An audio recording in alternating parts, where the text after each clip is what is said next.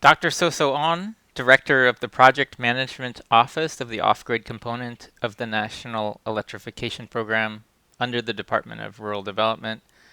Ukan Zol, Director of the Department of Rural Development. Micro-Hydro Mini-Grid Developers, International Development Partners, invited guests. It's an honor to be asked to speak with you about regulatory frameworks for mini-grids and small power producers. I'm sorry I can't be there to join you today in what promises to be an important meeting in advancing deployment of renewable energy mini-grids in Myanmar.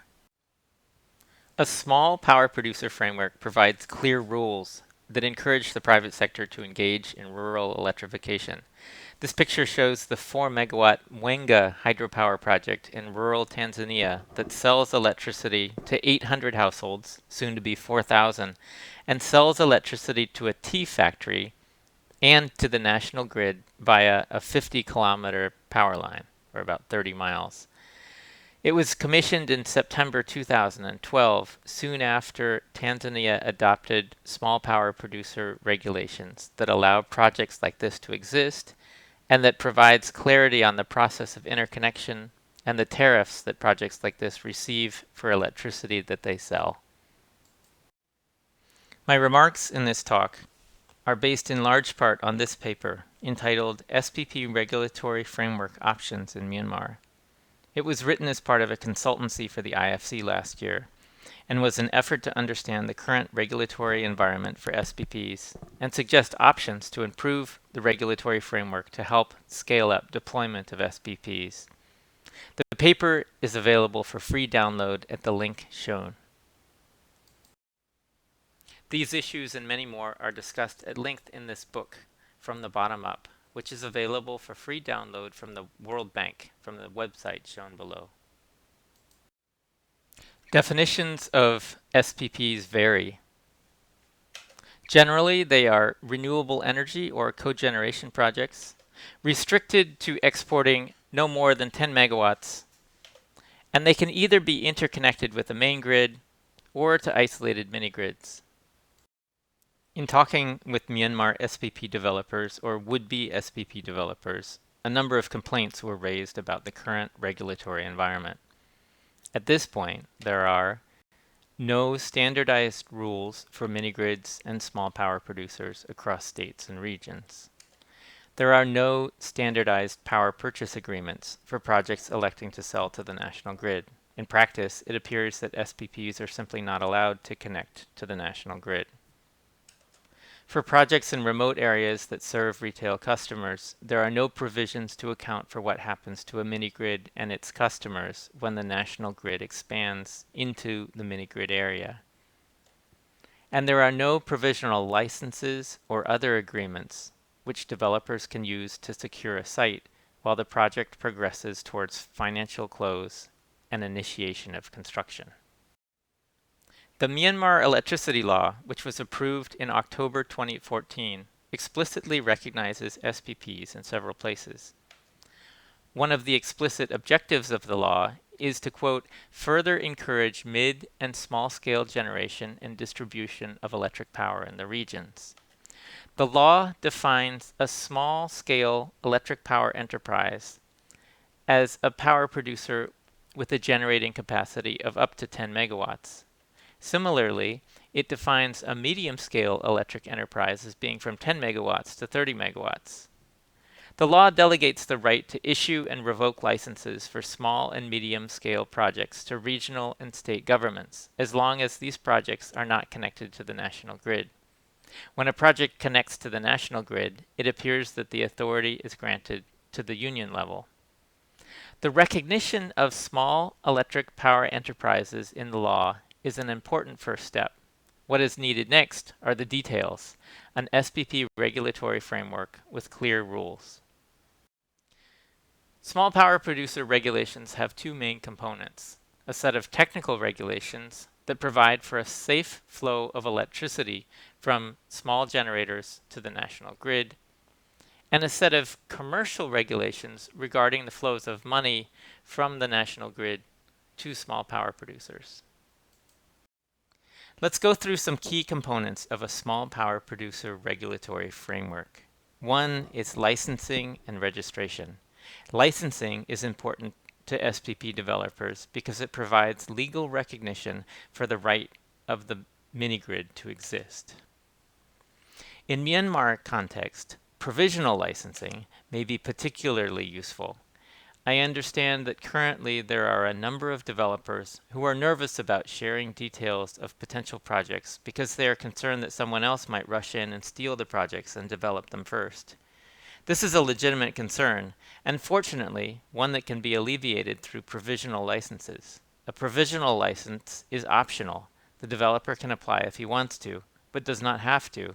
But if the developer applies and receives a provisional license, he has a 3-year time period to do the necessary studies and raise financing.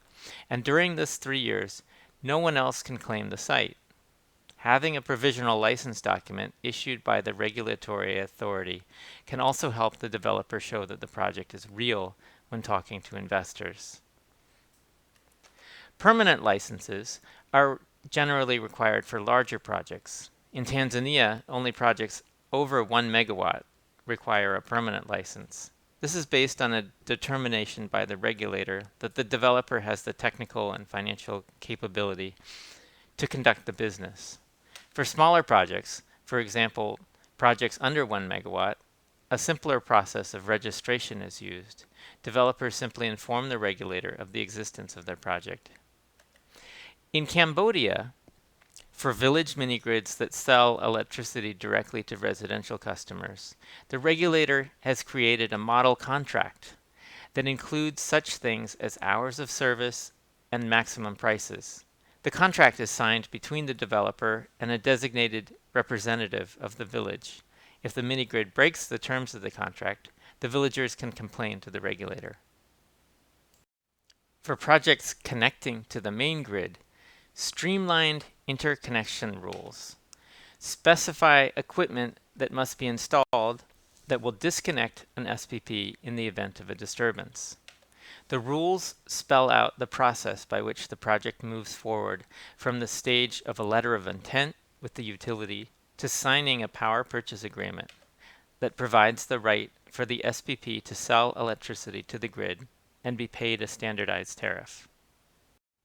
For projects selling electricity to retail customers, the regulatory framework works to ensure that tariffs for sales to retail customers are fair and do not lead to excessive profits. For projects that are not connected to the main grid, the SPP regulatory framework specifies the rights of an SPP when the big grid arrives in an area formerly served by an isolated mini-grid. A mini-grid should be allowed to continue to operate its distribution system, purchasing wholesale electricity from the main grid, and if it retains its generator, it should be allowed to sell electricity to the main grid under standardized tariffs. Here are some excellent SPP regulatory framework documents that you can download and read. The Tanzanian regulatory framework is widely regarded as one of the most developed SPP frameworks in sub-Saharan Africa and addresses both rural electrification and mini-grids as well as grid-connected SPPs. Thailand's Very Small Power Producer, or VSPP program, focuses on grid-connected renewables and has been very successful with over 2,000 megawatts of renewable energy now online under the program.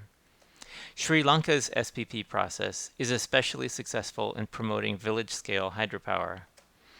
And the World Bank's PPP Infrastructure Resource Center serves as a central storehouse for information from these and other countries. Some possible next steps. One is that the Ministry of Electric Power form a committee to explore developing an SPP program in Myanmar. Study SPP regulatory frameworks in relevant countries, such as Thailand and Tanzania, Sri Lanka, Indonesia, and look at what it would take to adapt these to the Myanmar context.